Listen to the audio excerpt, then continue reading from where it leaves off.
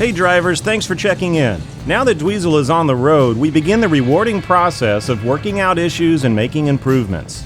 Today we'll fill the tank for the first time in 27 years, then find a parking lot to attempt a basic front end alignment. Stuff like this is fun to do, and what we learn increases our comfort level when working on the car outside of the shop. At some point we may be doing this under pressure, so being familiar with working conditions on the road is probably a good idea. Let's see what we can get done, and then maybe we'll go a few more miles this time.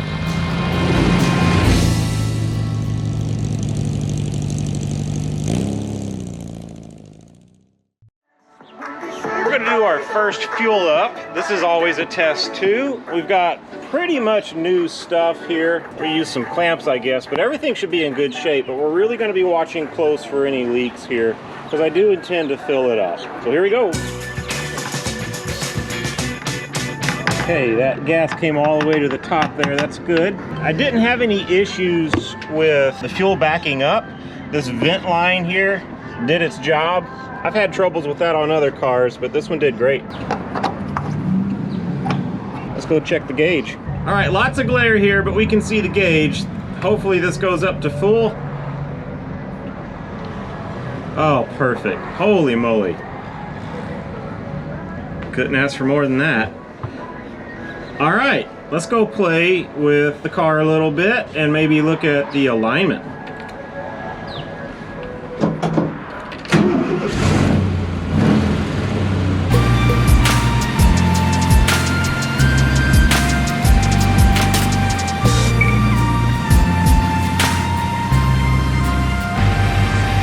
Sorry, static clean, what can I do? So we have a full tank, so we're pretty close to how the weight's gonna be in the car. So I'm gonna pull forward. I wanna be on level ground.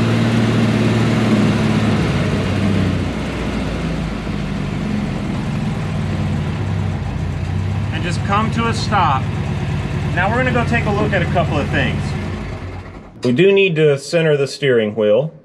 Kind of knew that going into this. With this steering wheel position has nothing to do with the alignment other than it can be corrected while we do the alignment, but correcting this later by pulling it off of its splines, rotating and popping back on is not going to affect the alignment at all. So that's going to be the way I think I want to do it.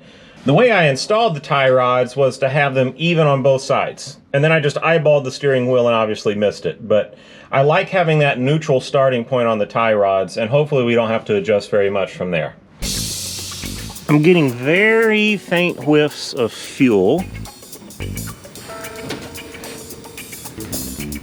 I certainly don't see any. There would be fuel all up in here right now because I just fueled up and I haven't really done any driving since then, so I haven't burned off any fuel. This is a full load here. Watch underneath for any dripping, but I think if it was going to be enough to drip, I would really smell it, and it's just a faint whiff, so.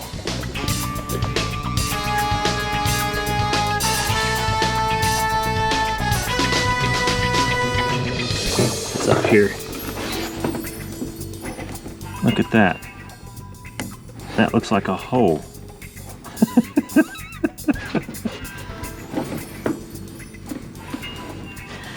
Looks like there is a hole in my cap. Okay, whatever. Easy fix.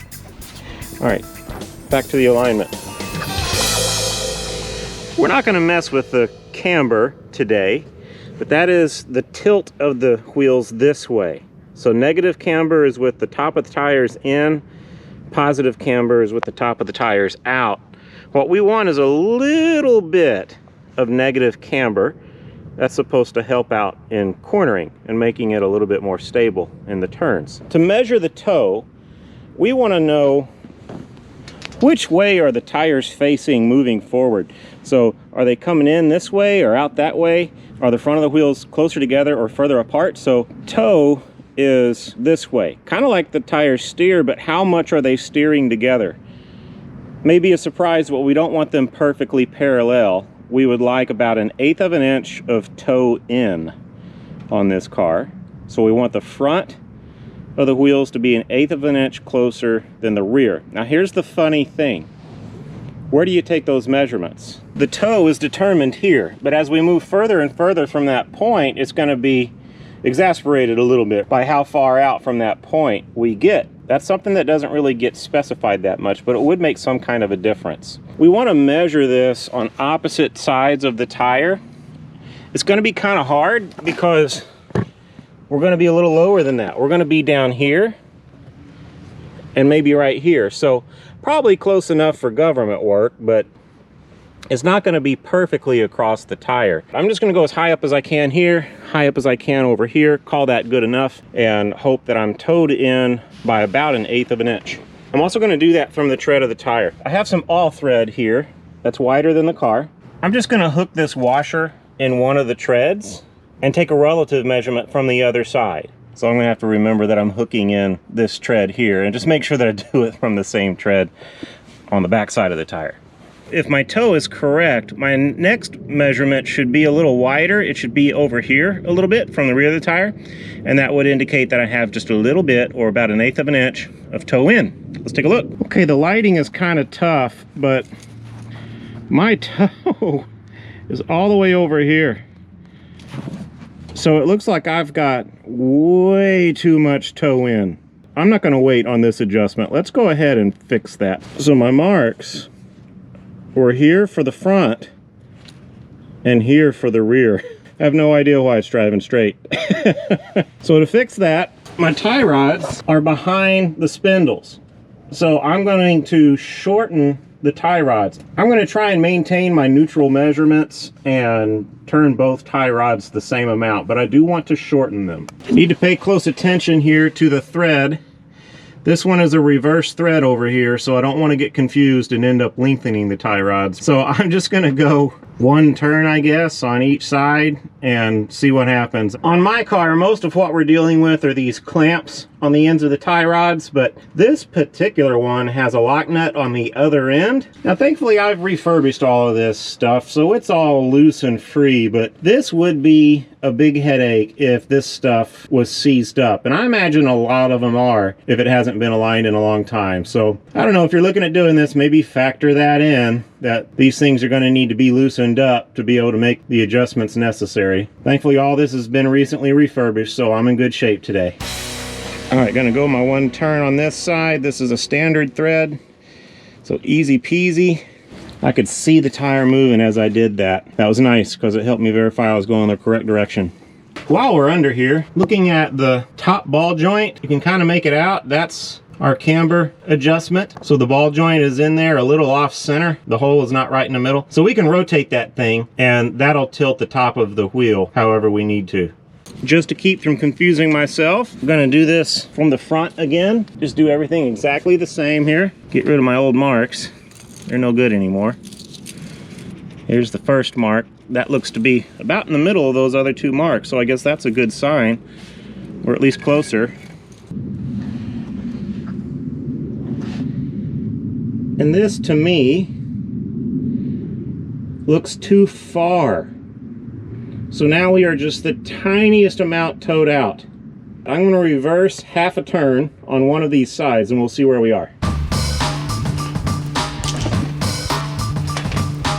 That was a half a turn back the other way on one side and we're spot on.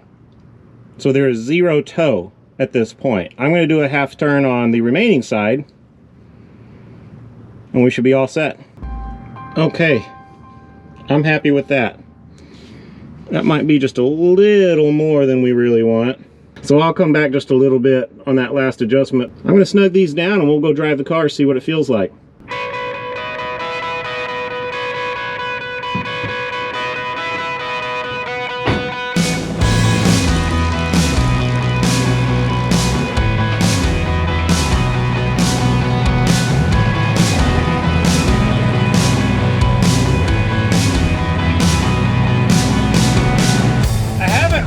Gotten the car up to speed, but that was when it started to feel a little bit squirrely. So let's do that. Let's get up to about 50 miles an hour or so and see if this toe setting feels any better.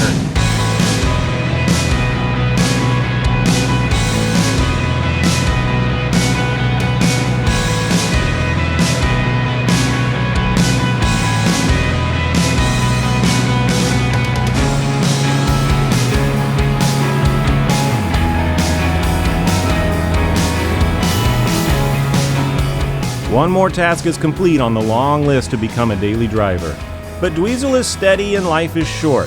It's time to meet our goal of a journey to the coast and return home to make further progress. Subscribe and stay with us so you don't miss what happens next. Thanks for watching, and we'll see you in the next video.